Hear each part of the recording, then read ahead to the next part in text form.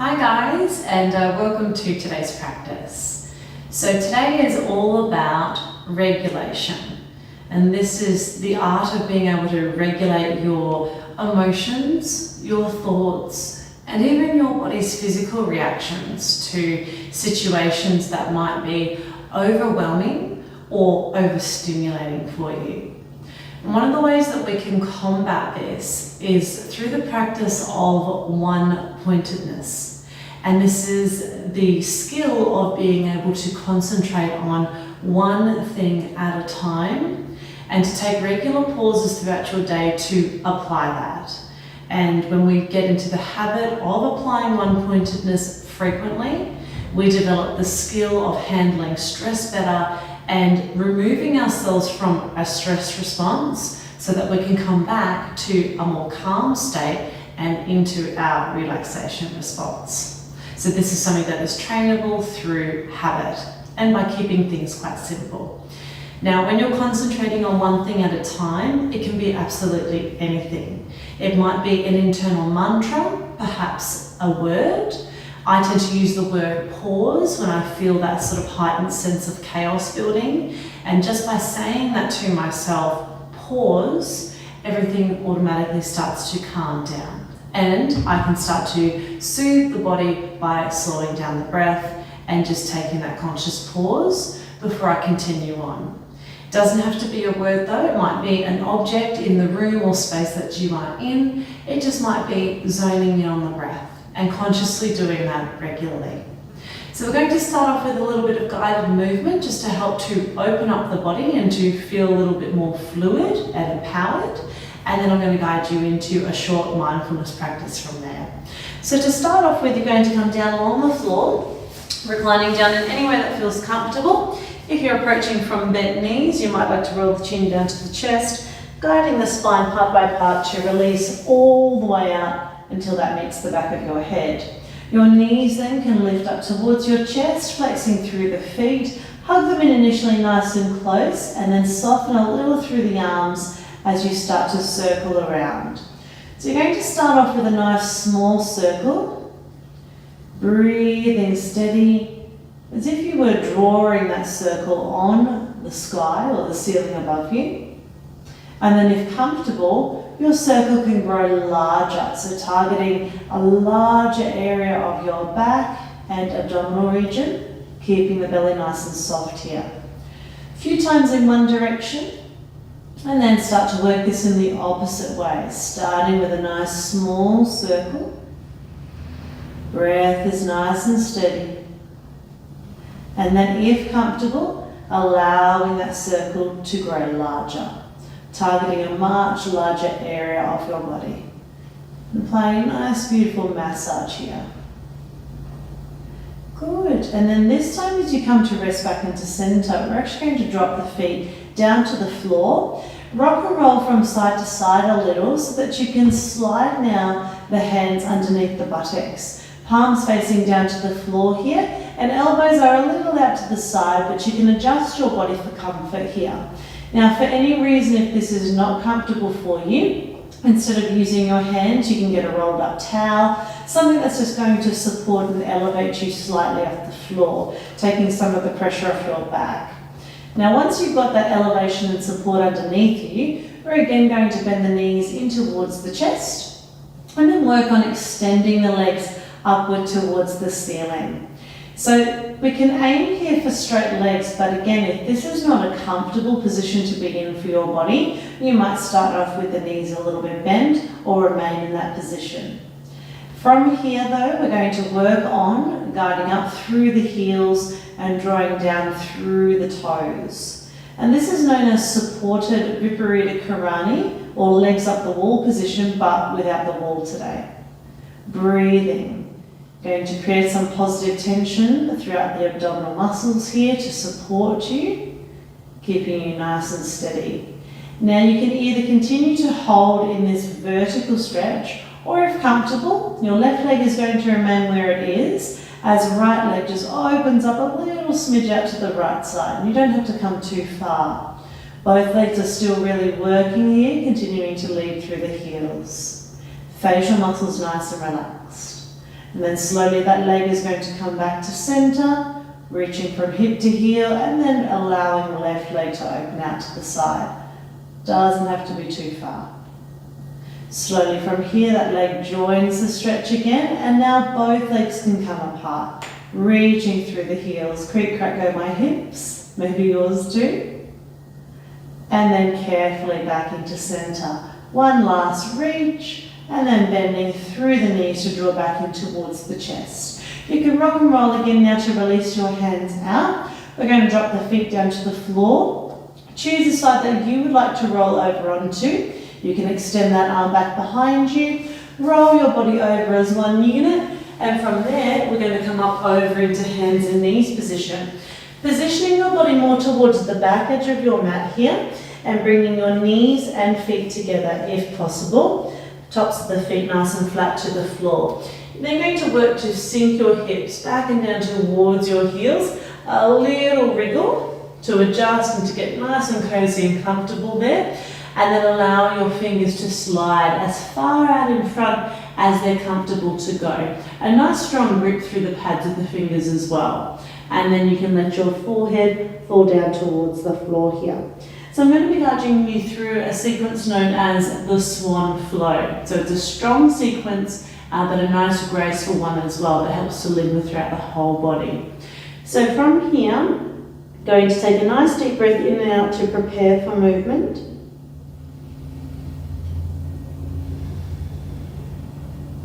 And then your next inhalation, allow your body to rise up and bring weight into your hands. So you're using that energizing inhale to rise. Then as you exhale, you're going to tuck your tailbone in and under, roll over through your back and spine, and bring your chin right the way in towards your chest. Inhaling again now to lift through the tailbone and through the chin, a little hollow into your back, very similar to your cat-cow flow. And then here you're going to be easing yourself forward, so a little more weight into the hands, guiding your hips and pelvis both down and out in front, and then lifting up through the chest as you roll back through the shoulders. Your next inhale brings you back into that tabletop position. Your next exhale is to round over into back and spine. Breathing in again to sit back towards the heels. You might have the hands come back just a smidge, and then exhale to lower down through the forehead, making sure you've crept those fingers out in front again. Inhaling as you roll up, bringing the weight into your hands. This is now second round. Exhaling, rounding over. Breathing in as you lift through the tailbone, through the chin. Breathing out as you press forward. Inhaling back into that tabletop stretch. Exhaling all the way over as best you can. Inhaling as you sit back and down towards your heels. And exhaling, your head traveling down towards the floor. We're going to do this one more time. Your body breathes in as you rise. Your body breathes out as you round over. Inhaling upon the lift. Exhaling as you press forward. Inhaling tabletop. Exhaling over. Inhaling as you sit back. Exhaling as you lower your head. So from here, you can either keep your hands out in front or feel free to bring them back behind you, resting into your full child's pose from here just for a few breaths. Just allowing all the tension to melt from your body, from your face, breathing into your back. And then ever so gently you can carefully start to stack up your spine and roll yourself up and out from that stretch. So from here we're going to navigate our way into our deep standing forward fold. So the way I'm going to come into it is to rock forward, separate my knees and feet apart a little bit, as I want my knees and feet to be roughly hip distance or hip width. And then I'm going to rock the weight back into my feet, use my hands for support in lifting the knees, lingering there just for a breath or two to help stretch out my feet and to warm up into the ankles. It's also a nice calf stretch here as well happening. And then as I tilt my head forward, I'm going to work on straightening my legs a little bit here. Now you don't have to move from your mat, but I'm going to just reposition myself more central of my mat so that you can see, and then easing on down. Now legs might be straight, and again, like your Viparita Karani extension, you might like to have a little bend in the knees. Work where it feels good in your body. A deep stretch is fine, but you shouldn't feel like you're straining or pulling anything. And then as you let your head just angle down towards the floor here, we're going to add a slight sway from side to side. So we're going to generate some positive movement here, but again, mindful movement. So a few sways from side to side, shifting that body weight. And then we're going to start to add a little bit of a swivel or rotation into the body. It's nothing too fast. You can get your hips into this as well. The knees are just going to alternate in their bend and stretch. Hands are swaying. Body breathing. There's no right or wrong way of doing this, as long as it feels good in your body, in your legs, in your joints. If it doesn't, you might want to slow down the movement and renegotiate where it does feel good for you. And then now as you arrive back into center, we're just going to hold. See if you can tuck your chin a little more in towards your chest, aiming the very top of your head down towards the floor. And just breathing away here, enjoying that deep stretch, deep release. You might have your eyes closed at this point. Thinking about your feet and how they feel in contact with the earth. And then after your next breath out, we're just going to place both hands to the lower back, deeply bending now through the knees as you start to roll up through the base of the spine, mid-spine, upper back, your neck, and then finally your head. As you release from that, I'm going to get you to position yourself so that you can separate your feet nice and wide apart. So you might want to face the wide edge of your mat to do this. As your feet come wide apart, you might be utilising nearly the full length of your mat here, particularly if you are on the taller side. What we're going to do is turn our left foot inward and right foot outward. So we're going to be coming into a sideways lunge to prepare for our warrior two position. Now as we open out the feet here, you want to spread out your toes, let them fan along the mat, and then we're going to just play around with the position of the knee lunging. So you're going to be lunging in the direction of your second and third toes, getting nice and comfortable with the depth that feels good. You want to feel like you're working, but again, not straining. And then after some time to move and explore, feel free to come into a place where you can hold that. So we're creating a really firm and solid foundation here to support extra movement and extra exploration. Now, when you feel like you're in a comfortable position from your base, you can then start to work to open your hips, your belly, your chest away from your knee without bringing your knee along for that journey. So the base stays nice and strong to support and firm.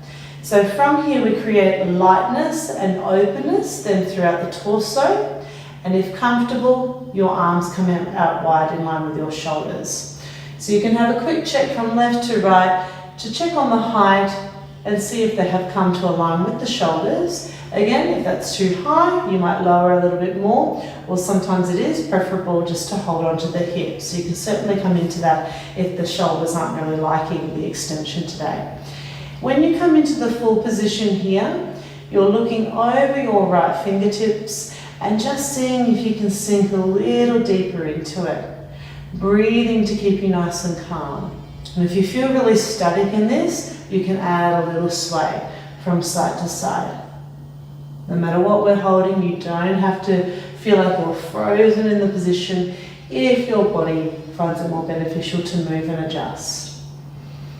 2 more breaths here. You might be starting to feel that little burn happening in the right quad. Legs are working hard here. This is a great one for strength and empowerment, for confidence. Heart is open. And then carefully from here, we're going to place the right forearm to thigh. And if comfortable, sweep that left arm up and across, as if it's going to drape across your face and then beyond. Now this is your extended side angle stretch, and again, you might be able to sink a little deeper. Your eye gaze and head placement here is entirely up to you. You might be glancing down towards your big toe, rotating to the side a little bit and extending through the neck, or looking up towards your inner upper arm if comfortable. Breathing, most importantly.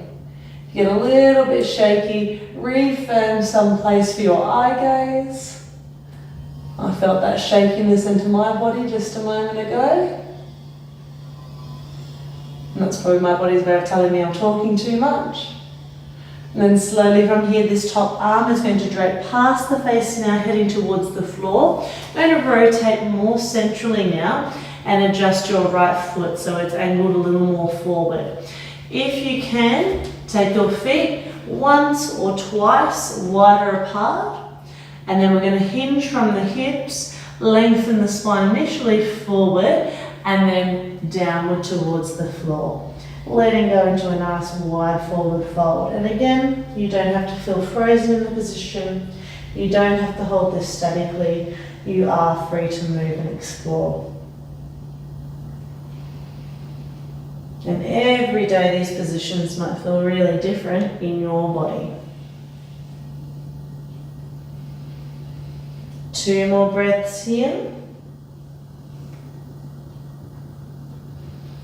The wonderful thing about yoga is, although there will be a teacher guiding you through the asana, through the positions, you are ultimately in charge of what you do. So from here, you're going to step the feet or pivot the feet twice closer in, feeling again strong and firm, and then carefully rolling yourself up. And we're going to come up to standing so that we can then work this to the other side. So right foot's going to turn inward, fanning out those toes. Left foot is now going to turn outward, and then we're going to have a play around with that knee position again. So sinking, releasing. If you feel like your feet can come wider apart, your body will tell you that pretty quickly as you move in and out. Or if you've come too wide and you feel like you can't access this safely or strongly, you can bring the feet a little closer in. So you don't have to come too deep into it if it's not for you today. Now when you're comfortable with your spacing, holding that sideways lunge position, and then working to open away from the knee, so more to the side. As we expand and open, we also then lift or feel uplifted, relax back through the shoulders, and explore the position then of your arms, where they would like to lengthen to and to linger. When you're happy with their positioning, gazing over the left fingertips. Your body is breathing as you're working through this challenging position. Your spine is lifted, chest is open and expanded. Face is calm but focused. Warrior 2. And in ancient times it is said that these positions were used to prepare the warriors, the soldiers for battle. So that is the energy that you're wanting to embody here. The strength and power of a warrior. And from that beautiful lunge, we're now going to place left forearm to thigh. Right arm comes soaring across past the face. Find the position for your eye gaze, your neck, your head that suits on this side. If you get a little shaky, fix the eye gaze again on one spot and breathe. Reaching from your fingertips here right away through to your heels, you might be able to sink a little deeper into that sideways lunge. 2 more breaths. Then carefully going to allow that top arm to come past your face towards the ground. Open your toes up to the side. Enjoy seeing where your feet would like to go, perhaps a little wider. Hinging from the hips and folding. Now it might just be your fingertips to the floor, it might be your forearms, your hands. On this second round, you might be accessing this stretch a little more deeply, but again, not forcing. And just allowing yourself to surrender into the fold with your breath.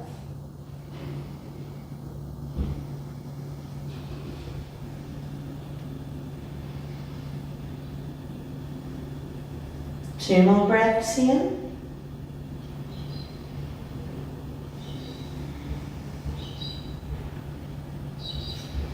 And then very carefully, we're going to pivot the feet nice and close in towards each other. When they reach roughly that hip distance apart, you can step one knee back and down, followed by the other.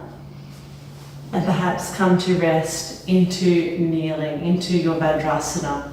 Now, if again this is not comfortable for your knees, you can adjust this to any other seated position of comfort. So at this stage, I'm going to be guiding you into a very short mindfulness practice to end off. So from your comfortable seat here, you can just bring your first finger to thumb on both hands, extending out gently throughout the other fingers and drawing the elbows in. Your spine here starts to lift up and away from the floor.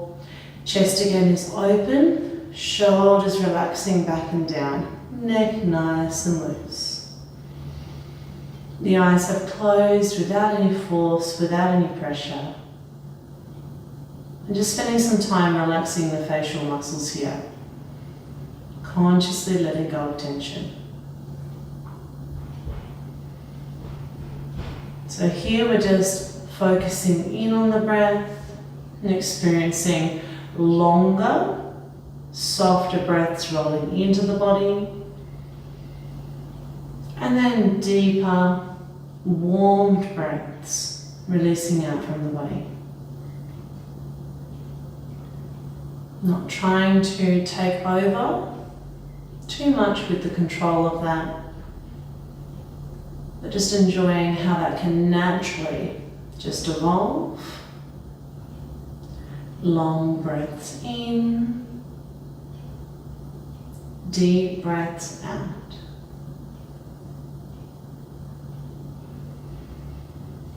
And as you continue to breathe in this way, on each exhalation, just say to yourself the word pause. Your inhale, preparing. Your exhaling, pause. And feel that that word can elongate internally for the full time of your exhalation. And your body just naturally breathing in, opening up, and then breathing out, pause. And continue with that.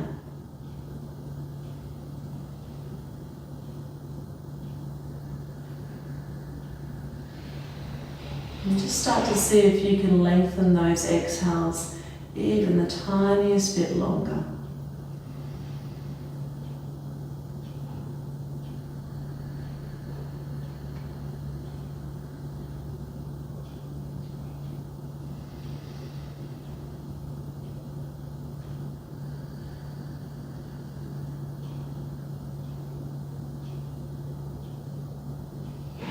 Now, although you may like to stay here a little longer, it is time now just to let go of that word, to consider again where you are and how you are. But please know that if you wish to or need to, at a later stage, return back to that pause. And allow that to be a safe anchor, just to give you breathing space from overwhelm or overstimulation. And hopefully already feeling that the breath and the body are a lot calmer, a lot more regulated. And you can let go of the first finger from your thumb, bring both hands together, and our practice can draw to a close now with the sharing of Namaste. Namaste. And thank you so much for joining me here in this space.